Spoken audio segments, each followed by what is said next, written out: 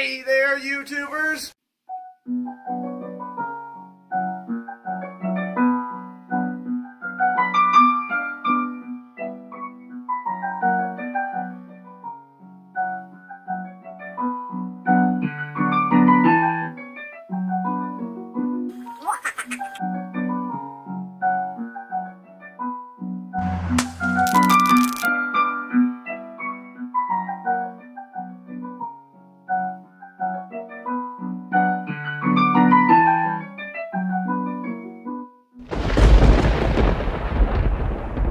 Professor Sheep here. Welcome to another biology video. Today we're talking about GMOs. Alright kids, it's time to dig into your drawers and grab your mother's tinfoil, make tinfoil hats, and then hide underneath your bed. Because today's topic, and you've been warned, is very controversial. But Professor, a conspiracy and a controversial topic are two different things. Don't you know the difference between the two C's? Yes, I know the difference between the two C's, controversial and conspiracies. Although, controversial topics like GMOs can lead you down the rabbit holes of alternative facts and fake news. And all of these can then lead you down to the road of conspiracies, which are based in false, in alternative facts and fake news. So this is your warning. Now, one last warning before I begin. I am biased. Now, I'm going to leave it up to what side I lean on, for or against GMOs. But it'll probably become pretty obvious, or maybe not. Leave your comment below if you think you know which side I'm on. Alright, so enough of the hoopla. We got the warnings out of the way. Let's actually talk about what is a GMO. Well, a GMO stands for genetically modified organism, or organisms. Now, what does genetically modified? Well, specifically a crop in this case, containing genetic material has been artificially changed for superior traits, or better traits. So, when something says non-GMO, it means it's not contained something that's been changed artificially. So, anything that's been changed through natural selection, that does count.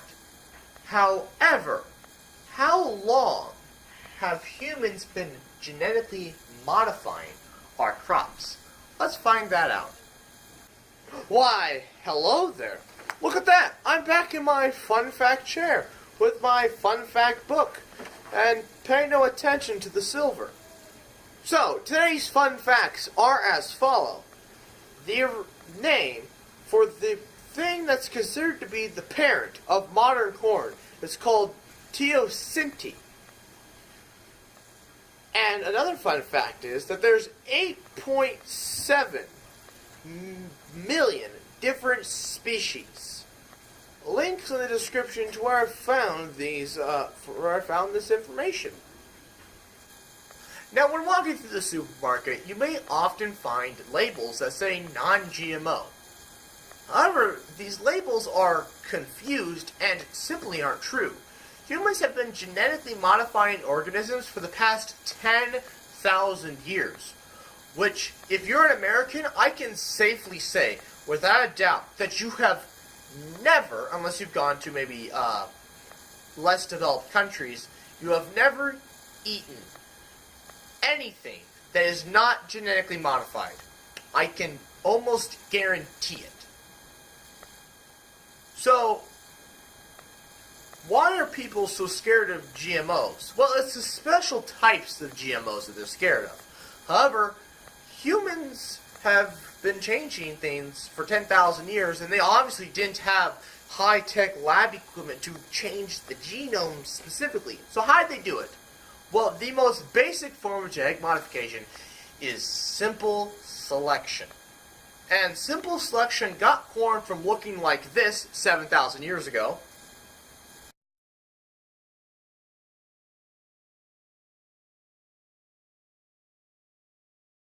to getting corn to look like this today.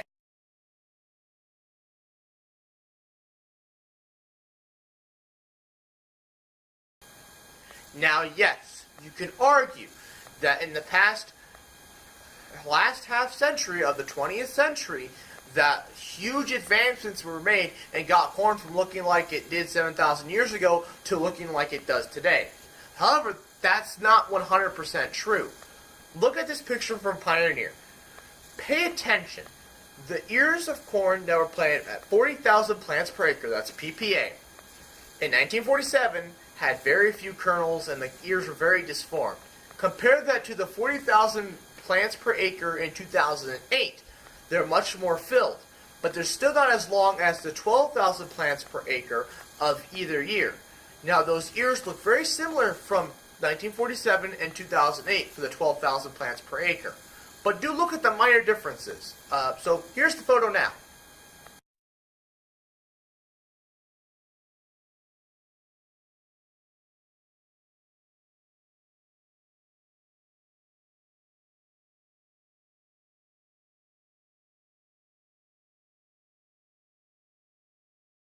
So hopefully I gave you plenty of time to look over and examine that photo. So let's keep moving on here. So simple selection. What is it? It's as simple as walking out into your field and selecting the plants with the most desirable traits. However, this doesn't completely work to get the best results. To get better results, you would then take the pollen of a plant that has a set example of desirable traits. Take the pollen and put it into the female part of another plant that lacked the other desirable traits but had some other different desirable traits. Together you would get a plant with the best of all the desirable traits. However, you can also get non-desirable traits to be passed on the same way. So it had to be careful. So that's been done, and that last example I was talking about is called crossing. That stuff's been done for thousands of years. So why are people scared of GMOs if all it is simply picking what's best? Well, there's other forms of other types of genetic modification that people are scared of. One way that I actually am kind of scared of has generated 2,300 different species over the past 15 years. And that is random mutation. That's not the actual name. The link in the description below to my source that I got basically almost all this information from, except for the Pioneer picture, but that source is in the description below, and those other two photos. All of the sources in the link in the description, in the links in the description below. Anyways, random mutation happens when you either A, take the cells of a plant and either give it tons of chemicals that cause mutations, or you bombard it with X-rays. And this will cause random mutations in the genes. And sometimes these mutations can be beneficial. However, on average, once they isolate a mutation and get it put into a already pretty good plant and get that plant to express that mutation, it takes on average 12 years of research to get it from originally just bombarding it with X-rays or chemicals to actually you being able to grow it in your field.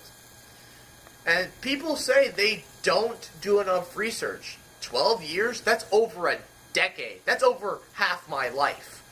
To be honest, I think that's long enough. Now, there are other forms of genetic modification called genetic engineering. This is the most recent, and to just get the skim the surface, because there are many different types of genetic engineering, but they're all with names that I can't hardly pronounce. All you need to know is, say you had a corn plant that gets just eaten by this pest. Let's say earworm. Yes, that's a thing. It eats the ear of corn, and it's a worm. But you have a strawberry plant that's resistant to it. Well, you would take, scientists would go into the strawberry plant, identify the part of DNA, the gene, that makes that strawberry plant resistant to the earworm. take it out of the strawberry plant and put it into the genes of the corn. Now, there's many different processes of doing this.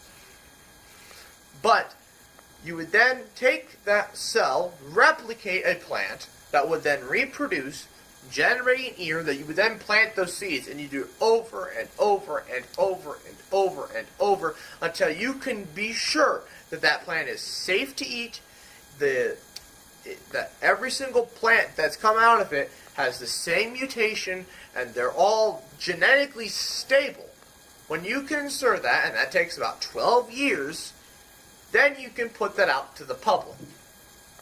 And so it's these last two forms, genetic engineering and random mutations, that people can be scared of. And I can see where they're coming from. But over a decade's worth of research goes into each species alone. I think that's long enough. Don't you? So in conclusion, we talked about what types of GMOs there are, what GMOs are, and why people are scared of genetically engineered or randomly mutated plants, and how products that claim to be non-GMO, they're not right. You've only ever eaten, if you live in the United States or Europe, GMOs because of simple selection and crossing. It's only been the last half of the 20th century that we've seen these advancements in genetic technology that have led to plants that people are a little skeptical of. So are these plants safe? Well, those species go through 12 years worth of research determining that they're safe for you and they're safe for the environment. So when somebody says GMOs are bad, hey, GMO is the only thing you've ever eaten. Genetically engineered, however, you can be skeptical of. But I can almost assure you that since we're reaching the ends of people who just started eating genetically engineered when they were babies, or are now starting to reach the end of their lifetime, we can begin to see if there's any adverse effects that we can maybe pinpoint back to genetically engineered. But again, that research will still probably be 10, 20 years away. So in the meantime, I would like to thank you all for watching. Please like, comment, and share. New videos every Friday, 4:30 p.m. Central Time, and good night.